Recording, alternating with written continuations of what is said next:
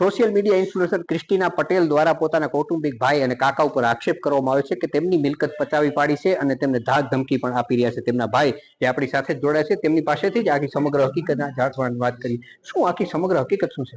હકીકત કોઈ અમે ધાક ધમકી કે કોઈ કઈ આપેલી નથી. મારા કાકા અને 14 વર્ષથી બે જુદા રહેતા હતા. મારા કાકાનું જયારે નેચરલ ડેથ થયું ત્યારે મેં એને 5 તારીખે હું મળ્યો હતો. પછી 2 દિવસ પછી મને બાજુવાળાનો ફોન આવ્યો કે આનંદભાઈ તમે આવી જાજો.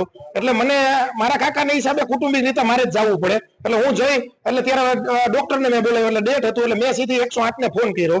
સિવિલે ગયા. પછી મને આ પ્રોબ્લેમના હિસાબે ખબર હતી એટલે મેં પીએમ રિપોર્ટ કરાવ્યો કે આ મારા કાકાનું કેમ ડેથ થયું. એટલે પીએમ રિપોર્ટ આવી ગયો છે. વાત કરીએ જે 2 દિવસ પહેલા તમે એમની ઘરે ગયા હતા ધાક ધમકી પછી એમની ઘરે નથી ગયો, હું મારી ઘરે ગયો હતો. કારણ કે અત્યારે વિલને વસિયતના હિસાબે મારો અત્યારે ફ્લેટ છે.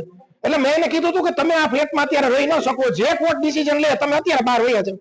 આ કરવા પાછળનું કારણ શું છે એ લોકોનું? એ બસ મિલકત પચાવી મારા પપ્પા ઉપર ખોટા આક્ષેપ કરી રાજકીય માટે. અને હિત શત્રુ તો જાહેર જીવનમાં હોય એટલે સાહેબ આપણને ખબર જ હોય કે આવા હોય છે. એટલે આપણે આ સાચી બાબત છે. એટલે મેં આ બધું મારી પાસે ડોક્યુમેન્ટ લેવલે બધું રેડી છે કે જે કઈ તમારે ડોક્યુમેન્ટ જોતા મેં કોઈ દસ્તાવેજ કરેલ નથી. તમે એકવાર ખાલી એની પાસે ડોક્યુમેન્ટ બધે માગી લેજો. આગામી દિવસોમાં તમે કોઈ કાયદેસર કાર્ય કરો? 100% જે મારા વકીલ એડવોકેટ મેં રાખ્યા છે એ જે કહે છે એમ હું કરવા તૈયાર છું. તો આ હતા ક્રિસ્ટીના ભાઈ જે કહી રહ્યા છે કે હું આગામી દિવસોમાં યોગ્ય કાર્યવાહી કરીશ અને જે બેન બદનામ કરવા માંગે છે તેની સામે પણ કાર્યવાહી કરીશ. કેમેરામેન રવિ ચાવડા સાથે રવિ મોટવાણી, TV13 રાજકોટ.